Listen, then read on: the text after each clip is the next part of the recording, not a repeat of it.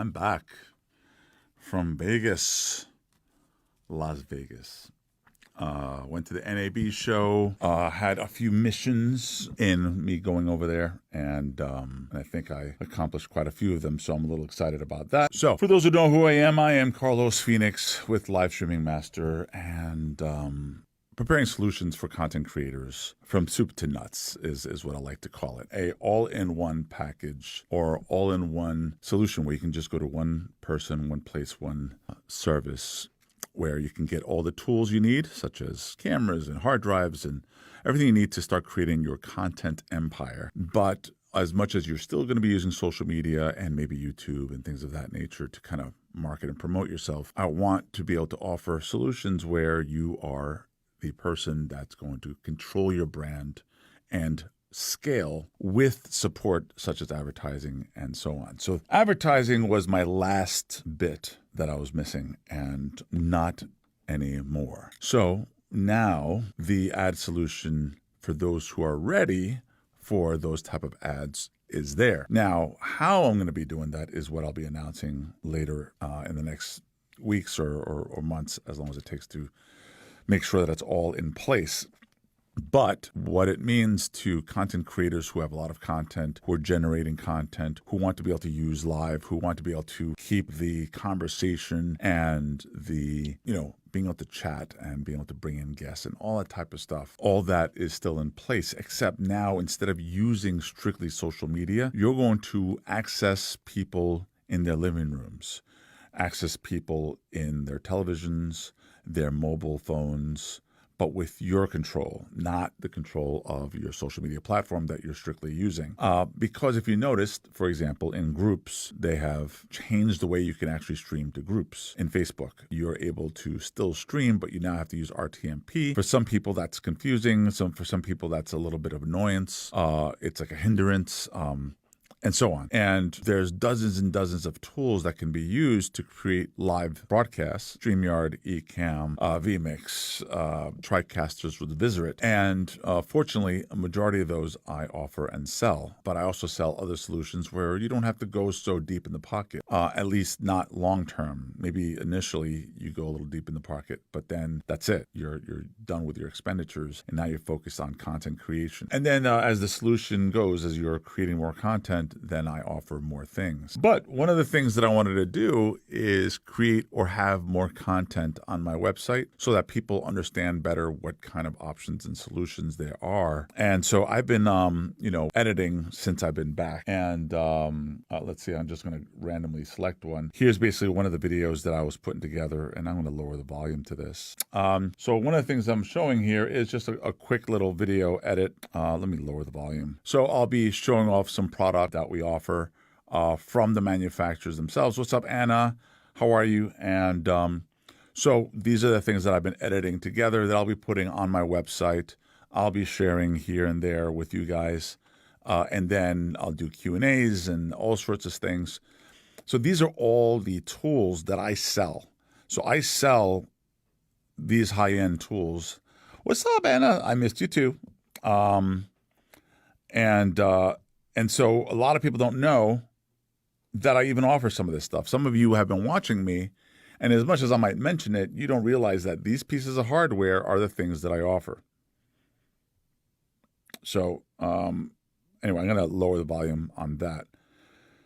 So yeah, I sell this technology. It's some really cool technology. I sell all sorts of gizmos and gadgets and that type of thing for all sorts of industries.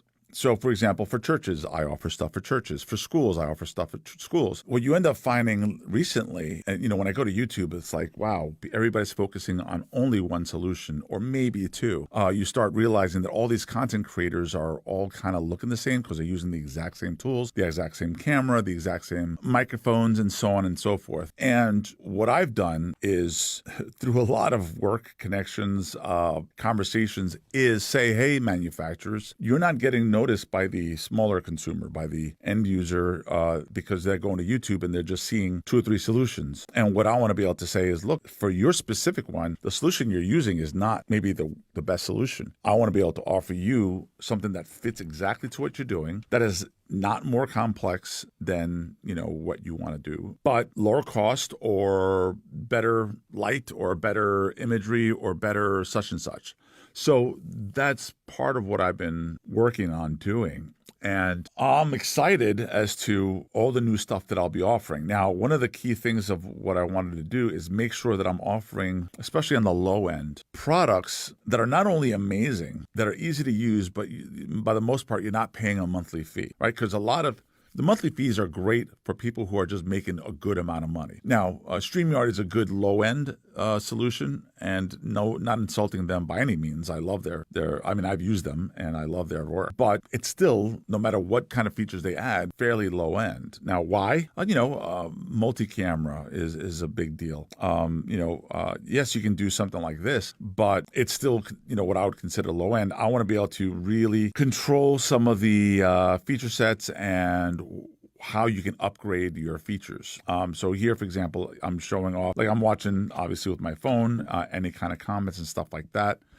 Here is my entire solution. This is everything in this particular stream.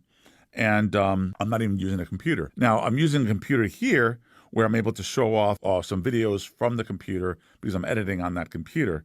And you'll be surprised at how I'm even editing some of this stuff. The key is what I'm trying to say is some tools may look good for maybe a church solution. And church was actually a big deal in Las Vegas. I know PTZ Optics was very focused on it. I know YOLObox was kind of focused on it. But the key is that different solutions fit different scenarios. And people try to Frankenstein a solution that's made for one thing and try to mix it in for something else. Not always very helpful, not always beneficial to the user, and definitely not beneficial to the consumer who's watching content creator. Next thing that I was trying to do is, because one of the things I'm focusing on heavily is I want to be a package for everyone, meaning I want you to create your content, have the correct solution for the content you're creating, and then as much as you're still using social media and as much as you're still using your Facebooks, your YouTubes, your TikToks, your Instagrams, and all type of stuff, I want you to be able to understand that you're still not in control of your brand. So one of the reasons Live Streaming Masters tagline is bring your brand to live is because even though you're bringing your brand to live like I am right now to you on Facebook, you're still not controlling your brand. Even me doing this, I'm not totally in control of my brand. If Facebook decides that this content is not appropriate or whatever, YouTube says, you know what,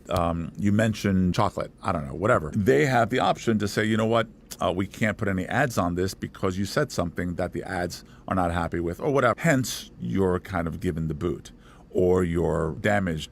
They hinder your capability of expanding because they can just change the algorithm whenever they so please. And next you know, you're not showing up the way you used to, and so on. So because of that, that causes some issues for a lot of content creators. And sometimes they're on the flow, they're doing their thing, their business seems to be increasing, and then all of a sudden, hey, why aren't we getting as many people showing up? Or how come we're not getting as many hits as we used to? And it's because something changed, right? Like right now, groups on Facebook is getting hit. Why? What did they do wrong? Well, Facebook decided that they want to do things in a certain way, and they changed the rules. And all of a sudden, what's weird is when a change like that happens, let's say with YOLObox's, YOLOLive's groups, or Ecamm's groups, or vMix's groups, everybody's like, hey, what did you do? What did you break? And the hardware is like, wait, we didn't break anything. We didn't change anything. And then they later find out that it's the platform that they're using and changes were made, and all of a sudden you're not able to stream, you're not able to go live, you're not able to do certain things, you're not able to make the money you're making, and so on. So that becomes a pain. So what if you had the capability of controlling your own brand? What if you've dedicated, now keep in mind, you have to start somewhere, right? So you're able to use these social media platforms to start. You get to practice.